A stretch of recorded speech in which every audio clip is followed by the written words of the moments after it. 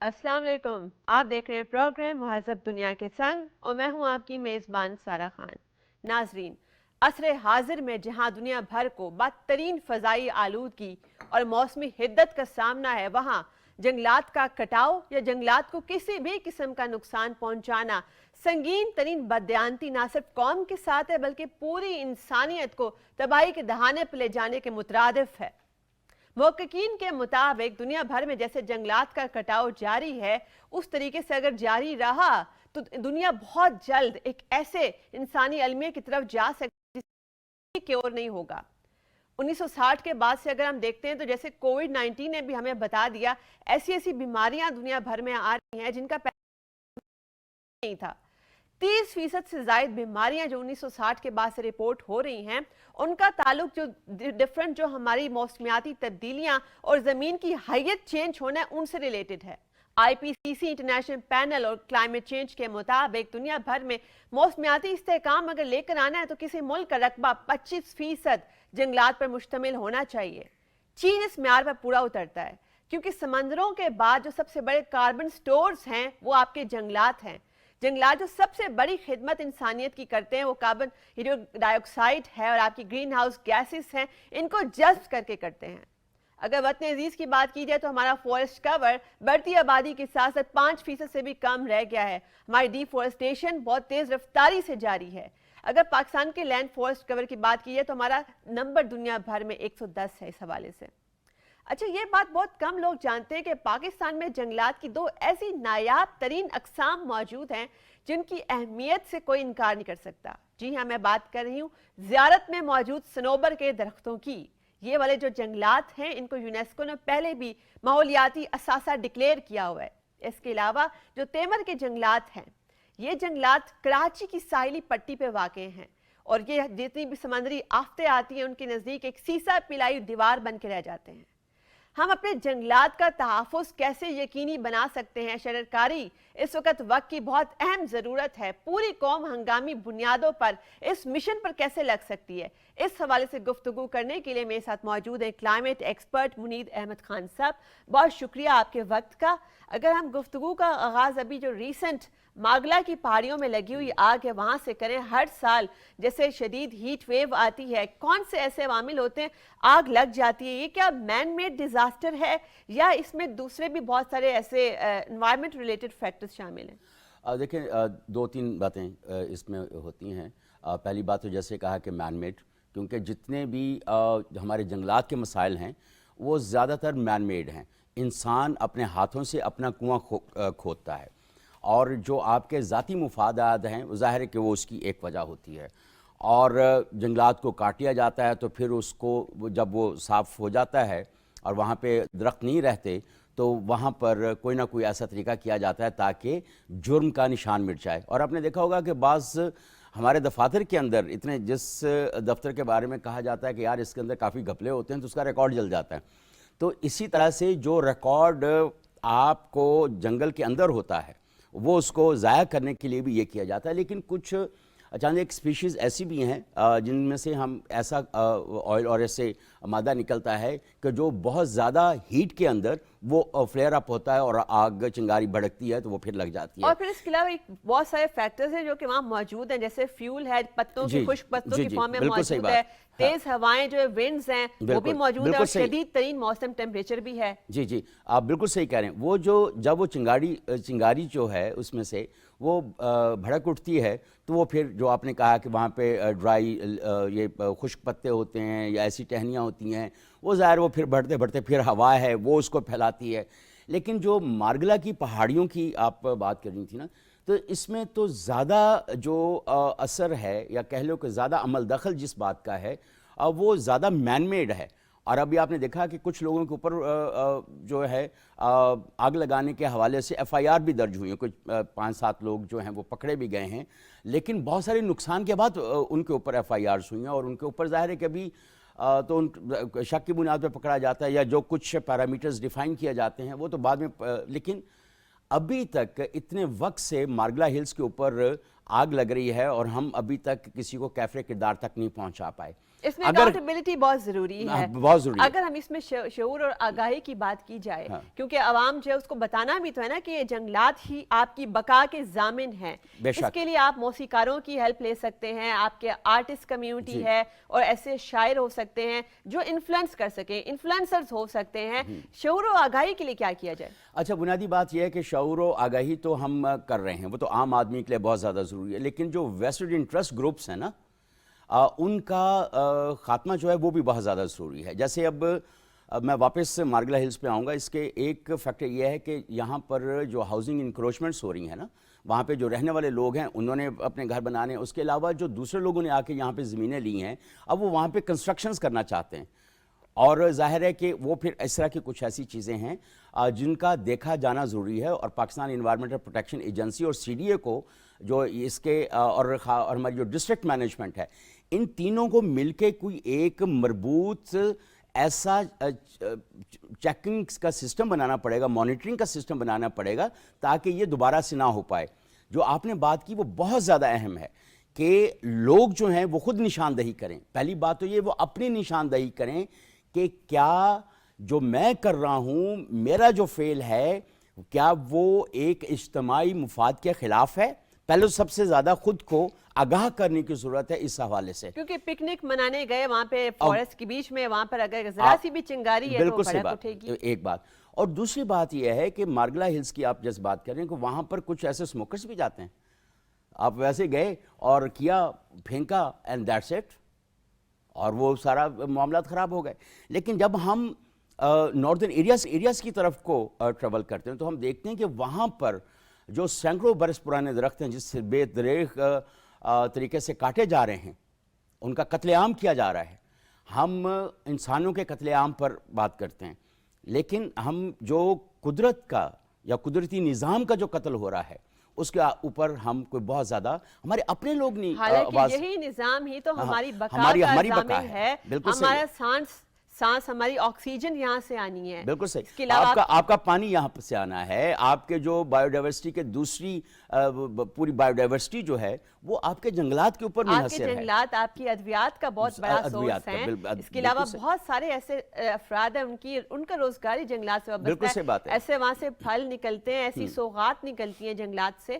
اچھا، اگر ہم اس حوالے سے اگر لیگل فریم ورک کی بات کی جائے تو کیا آپ سمجھتے ہیں کہ اسپیشل فورسٹ میجسٹریٹ تعینات کیے جائیں، یا جو ایسے جنگلات کے کٹاؤ سے ریلیٹڈ مقدمات ہیں ان کی بہت ہی مؤثر پیروی ہونے کی ضرورت ہے؟ بہت سخت ضرورت ہے، بہت سخت۔ اس میں جو آپ نے انوائرمنٹل یا فارسٹ میجسٹریٹ کی بات کی، ہمارے ہاں ایک فارسٹ واچ گارڈز وغیرہ کا ایک سسٹم موجود ہے، لیکن ان کے پاس کیا ہے، وہ بیچارے لاٹھیوں سے اور سائیکلوں کے اوپر یا پیدل جو ہے اپنے جنگلات کا، یعنی ایک بہت بڑا جو ٹریجر ہے ہمارا، قومی خزانہ کہہ لیں، قدرتی خزانہ، اس کی حفاظت کیسے کرتے ہیں، اور جو اس کو کاٹنے کے لیے آتے ہیں تو ان کے پاس بندوقیں ہیں، تو جیپیں، تو وہ سارا۔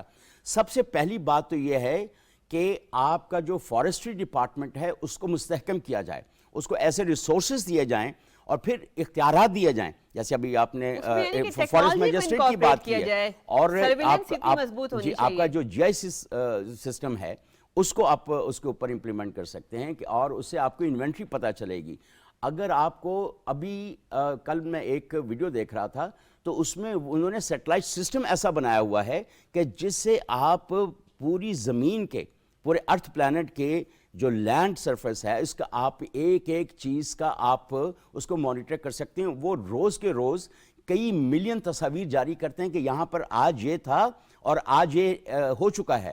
تو یہ کوئی ایسے سسٹمز ہمارے ہاں موجود ہیں یعنی دنیا کے اندر جس کو ہم لے کر چل سکتے ہیں، اور اب میں 100% آپ کی بات سے اتفاق کروں گا کہ ایک تو ان کو اسٹرینتھن کیا جائے جو فارسٹ واچ گارڈز ہیں، پھر جو فارسٹ میجسٹریٹس، آپ نے جو لفظ استعمال کیا یہ بہت زیادہ اہم ہے، اور وہ ہو جس طرح فوجی عدالتیں ہیں نا، آپ کا فوری انصاف 2-4 ہفتوں میں انصاف ہو جاتا ہے کہ ہاں جی ڈن اور ناٹ ڈن، وہ جو وکیلوں کے جھمیلے اور ان کا وہ جو ہے اسے نکل کر اگر اس طرح کہ آپ ریپڈ جسٹس دیں گے، یعنی فوری طور پر اکاؤنٹیبلٹی جب تک نہیں ہوگی تو ایسے عوامل جو ہیں وہ شرارت کرتے ہی رہیں گے۔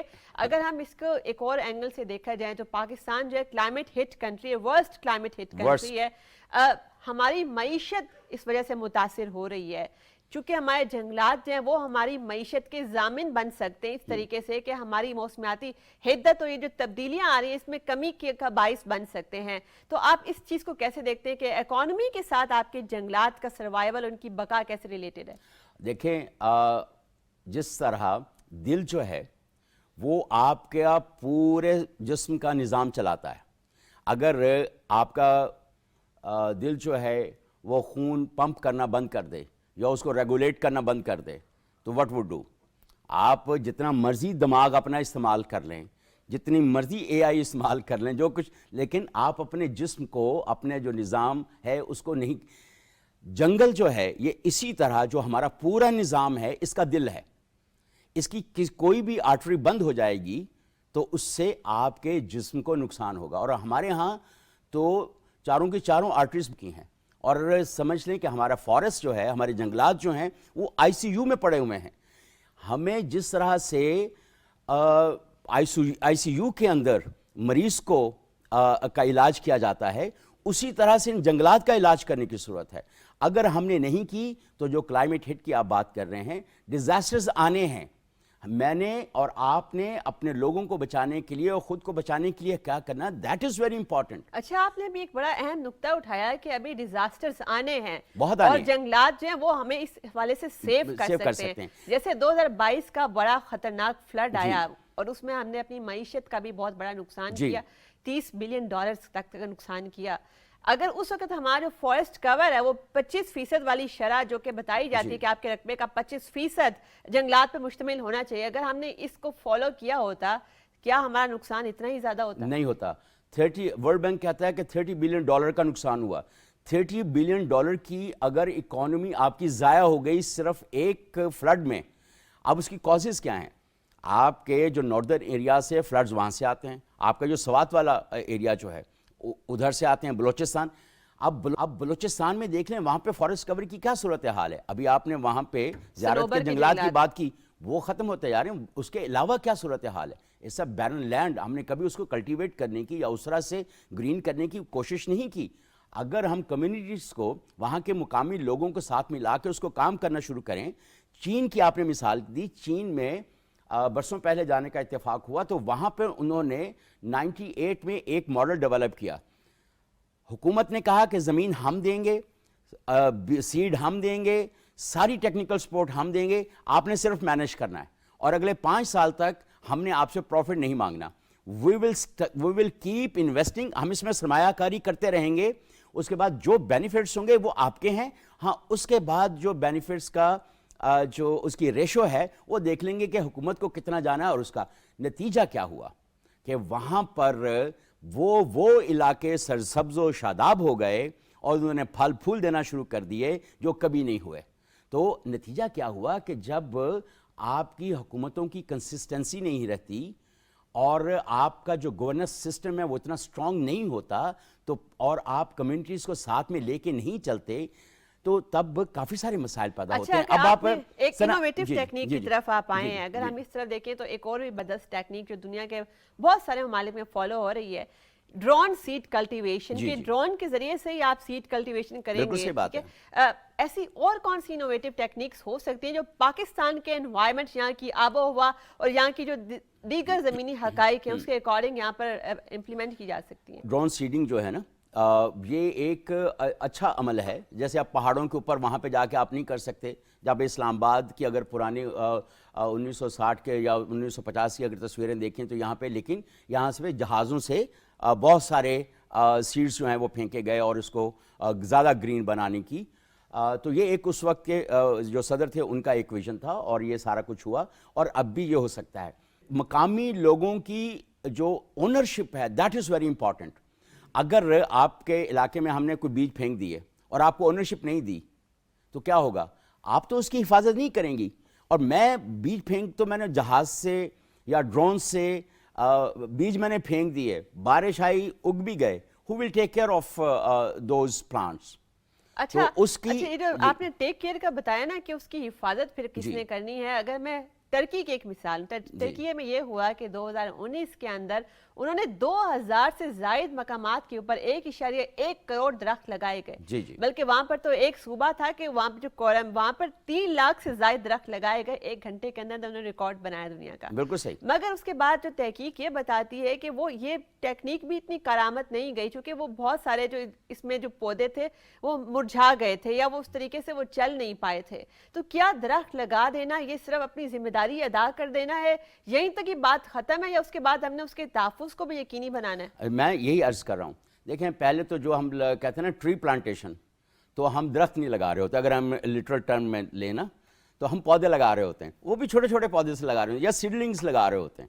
تو اگر بیج لگا رہے ہیں یا چھوٹے پودے جو نرسری سے لا کے ہم لگا رہے ہیں، تو آپ بڑے بڑے درخت کاٹنے کے بعد چھوٹے چھوٹے پودے لگاتے ہیں جنہوں نے 50 سال میں 100 سال میں جا کے درخت بننا ہے. تو یہ کوئی ریشنل اپروچ، ایک بات تو یہ ریشنل اپروچ نہیں ہے.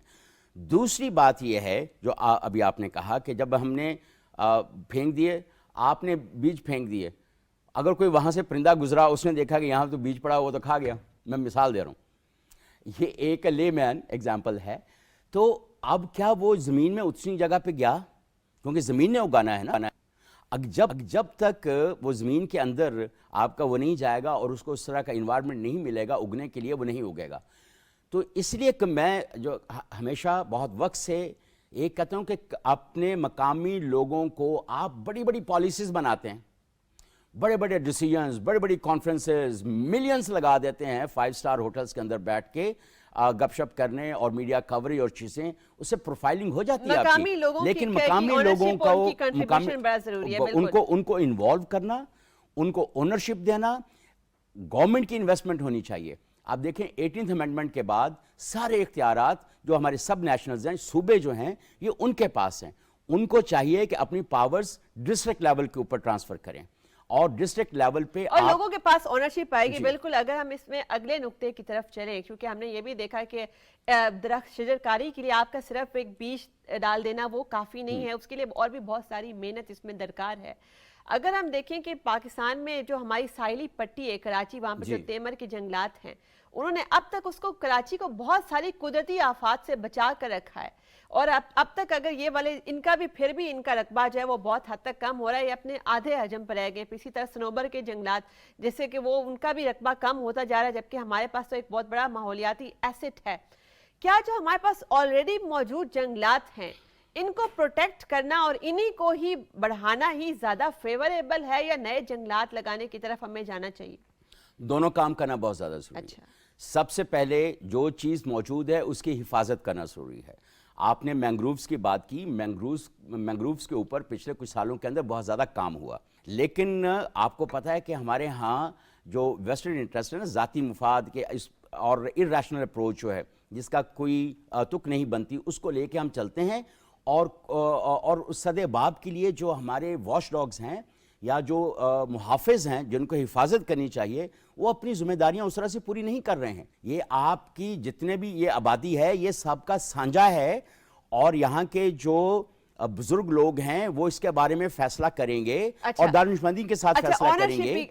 ایک بات. دوسری بات، جو جہاں سے جنگلات ختم کر دیے گئے ہیں ان کو ریسٹور کرنے کی ضرورت ہے، تاکہ آپ اپنے ملک کو کلائمیٹ ریزیلینٹ بھی بنائیں اور یہ جو قدرتی آفات آتی ہیں ان سے بھی بچا سکیں. ان کی ریسٹوریشن کی ضرورت ہے. تیسرا پوائنٹ یہ ہے کہ جہاں پر یہ کمی پہلے سے موجود ہے نئے جنگلات لگانے کی، تو اس کو لگایا جائے اور وہ دے دیے جائیں وہاں کے مقامی لوگوں کی تحویل میں دے دیا جائے. مقامی لوگوں کی تحویل آپ نے بات کی، اس کے لیے کیا میں اپنی کریکلم کے اندر بہت زیادہ تبدیلیوں کی ضرورت ہے، اس طریقے سے اس کی اہمیت اجاگر کریں؟ اب ہم ایک بڑے ڈیفرنٹ ٹائم میں رہ رہے ہیں، کلائمیٹ ایمرجنسی کا سامنا پوری دنیا کو اور خاص طور پر پاکستان کو. تو اگر نوجوان نسل کے اندر بھی، آنے والی نسلوں کے اندر ہم نے یہ شعور پیدا کرنا ہے، تو اس میں کریکلم کا کیا کردار ہو سکتا ہے؟ دیکھیں کریکلم میں دو طرح کی. ایک تو ہم نے پہلے ہمارا جو کریکلم ہے ہم نے بہت زیادہ کتابیں لاد دی ہیں، اور بہت زیادہ کتابیں لاد دینے سے آپ کے بچے جو ہیں شاید رٹا مار کے پیپرز میں پاس ہو جائیں گے، لیکن ان کے پاس جو پریکٹیکل نالج ہے وہ نہیں آتی. اب اگر ہم تھوڑا سا پیچھے چلے جائیں ہمارے بزرگوں سے، تو وہ جو ایک فوک وزڈم تھی یا ایک دانشمندی جو تھی وہ اس کو آگے بڑھاتے تھے، اپنے بچوں کے اندر اس کو آگے ٹرانسفر کرتے تھے اور ان کو اچھے کام کرنے، درخت لگانے، پانی بچانے، یہ ہمارے دین سے ہے۔ آپ جب دیکھیں ہمارے دین کو آئے ہوئے کتنا وقت ہوا، 1400 1500 سال ہو گئے، تب سے یہ پریکٹسز جاری ہیں۔ اگر ہم صرف اسی فریم ورک کو لے کے تھوڑے ہر شخص گھر میں، ہم 26 کروڑ لوگ اگر روز ایک اچھا کام کریں تو ایک دن میں 26 کروڑ کام ہوتے ہیں۔ اچھا، کمیونٹی انگیجمنٹ جو ہے وہ اس میں بہت امپورٹنٹ ہے۔ اور دوسری بات یہ ہے اور کہ میں نے ابھی recently governance and public policy میں ماسٹرز کیا ایک یونیورسٹی کے اندر، یہ چند سال ہوئے، تو وہاں پہ میں نے ان کو تجویز یہ دی تھی کہ آپ ہر ہفتے 10 دن کے بعد ایک سبجیکٹ کی اسائنمنٹ رکھتے ہیں، تو آپ اس کو گراؤنڈ ریالٹیز کے ساتھ کیوں اٹیچ نہیں کرتے؟ اگر آپ اس کو پھر میں نے یہ اور ہائر ایجوکیشن کمیشن کو بھی میں نے ہائر ایجوکیشن کمیشن کو بھی ایک ریٹن ایک ریکویسٹ بھجوائی تھی کہ لوگوں، آپ کے یونیورسٹی اسٹوڈنٹس ہیں، ہر سیمیسٹر میں ایک بچہ اگر 3 پریکٹیکل اسائنمنٹس کرے تو کتنے ہزار بچے جو ہیں یونیورسٹی کے، وہ کتنے لاکھوں یعنی ایسی آن گراؤنڈ انٹرونشنز کریں گے جس کی بنیاد کے اوپر ان کو نمبر دیا جائے۔ ہمارے پاس وقت بہت کم ہے، اب ہم ذرا سولوشن کی طرف، اس کو کلوزنگ کی طرف آتے ہیں۔ ایکو ٹورازم اگر ہم نے پروموٹ کرنا، چونکہ سسٹینیبل ٹورازم جب تک نہیں ہوگا تو ایسے واقعات، آگ لگنے کے واقعات، جنگلات کا کٹاؤ یا ان کو کسی بھی طریقے کا نقصان پہنچنا، یہ ہوتا رہے گا۔ تو سسٹینیبل ٹورازم، پوری دنیا جو ہے اس وقت ایکو ٹورازم کی بات کریے، اور ہمارے پاس تو انتہائی حسین ترین جنگلات، خوبصورت دل فریب وادیاں ہیں، یہ ٹرینڈ کیسے پروموٹ کیا جائے؟ دیکھیں بنیادی پھر اگین میں آؤں گا کہ جب تک آپ کی ریشنل اپروچ نہیں ہوگی نا چیزوں کے بارے میں، ہم ٹورزم کو پروموٹ کرنے کے لیے کہتے ہیں سڑکیں بنا دو، ہم سڑکیں بنا دیتے ہیں، اس کے بعد کہتے ہیں ہم کھابے کے بڑے شوقین ہیں، کہتے ہیں کہ یہاں پہ کھابے کھول دو، یہاں پہ یہ فلاں بنا دو، یہ فلاں بنا دو، اور یہ ہماری جو اپروچ ہے وہ بالکل اور طرح سے ہے۔ ہم پہاڑوں پر بھی جائیں گے تو کھانے کے لیے جائیں گے، ہم کسی بھی جگہ جائیں گے تکے کا اپنا باربیکیو کا سامان لے کے جا رہے ہوتے ہیں، ہم نیچر کو انجوائے کرنے نہیں جا رہے، ہم وہاں پہ بھی کھابے کے چکر میں جا رہے ہیں۔ یا آپ دیکھیں there are many ways of enjoying nature۔ آپ جائیں، آپ برڈ واچنگ کے لیے جا سکتے ہیں، آپ وہاں پہ فوٹوگرافی کے لیے جا سکتے ہیں، ٹریکنگ کے لیے جا سکتے ہیں۔ ہاں، جو ایک ضروری لوازمات ہیں کہ آپ نے 4 گھنٹے 6 گھنٹے نیچر میں رہنا ہے، آپ کو پانی چاہیے ہوگا، آپ نے تو اس کی جو وہ چیز سے جو کہتے ہیں کہ جو سے کوئی لفافے ہیں، کوئی چیز ہے، کوئی فلاں، ان کو آپ اپنے بیگ میں ڈال کے واپس بھی لا سکتے ہیں۔ یہ آسان سا کام ہے، کوئی بھی کر سکتا ہے، لیکن ضروری تو نہیں ہے کہ آپ کسی پہاڑی مقام پہ جاتے ہیں یا کسی جگہ پہ جاتے ہیں تو وہاں پہ بھی جا کے اپنے کھابوں کے چکر میں پڑنا ہے، تو کھابے واپس آ کے کر لینا۔ اچھا، قدرت کے ساتھ جو عشق ہے نا، یہی انسان کی روح کی تر و تازگی کا باعث بن سکتا ہے۔ آپ کے وقت کا بہت بہت شکریہ۔ جیسے ہم نے آج جنگلات کے حوالے سے گفتگو کی کہ یہ ایک قومی خزانہ ہے، اس کو پروٹیکٹ کرنا ہم سب کی ذمہ داری ہے، اور اگر ہم سب یہ ذمہ داری لے لیں کہ روزانہ کی بنیاد پر ہم نے یہ دیکھنا ہے کہ ہماری کمیونٹی میں کہاں کس مقام کے اوپر درخت مرجھا رہے ہیں یا کہاں پر شجرکاری ہو سکتی ہے، پوری کمیونٹی انیشیٹو لے گی، اگر اس کی آنرشپ لے گی، احساس ہوگا، کیونکہ اگر یہ جنگلات نہیں ہوں گے تو ہماری اپنا بقا بھی خطرے میں پڑ جائے گا۔ ہم جنگلات کے کٹاؤ سے ان کو نقصان پہنچا کے آنے والی نسلوں کا سانس چھین رہے ہیں، ہم ان کے مقروض ہیں۔ یہ جنگلات ہیں تو ہماری معیشت چل رہی ہے، دنیا کے سب سے بڑے کاربن سٹورز ہیں یہ، انہوں نے ہی تو گرین ہاؤس گیسز کو جذب کرنا ہے، اور ہماری جو موسمیاتی حدت ہے اس میں کمی لانے کا بھی یہی باعث بن سکتے ہیں۔ جنگلات ایک ایسا بہت بڑا خزانہ ہے جس کے ساتھ لوگوں کے اتنے روزگار وابستہ ہیں، اتنی ساری صنعتیں اس کے ساتھ وابستہ ہیں، اور پھر کووڈ-19 کے بعد سے تو دنیا بھر میں یہ عیاں ہو گیا کہ ہم نے جو زمین کے ساتھ چھیڑ چھاڑ کی ہوئی ہے اس کی وجہ سے یہ جدید بیماریاں، عجیب و غریب قسم کی مصیبتیں آ رہی ہیں، دنیا بھر پہ ڈیزاسٹرز آ رہے ہیں۔ اچھا، یہ جو ڈیزاسٹرز ہیں ان کی شدت بھی شدید سے شدید ہوتی جا رہی ہے، کیوں؟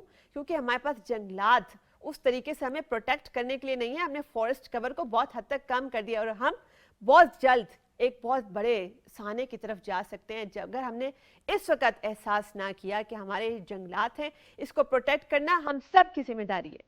اپنی میزبان سارا خان کو دیجیے اجازت، اللہ حافظ۔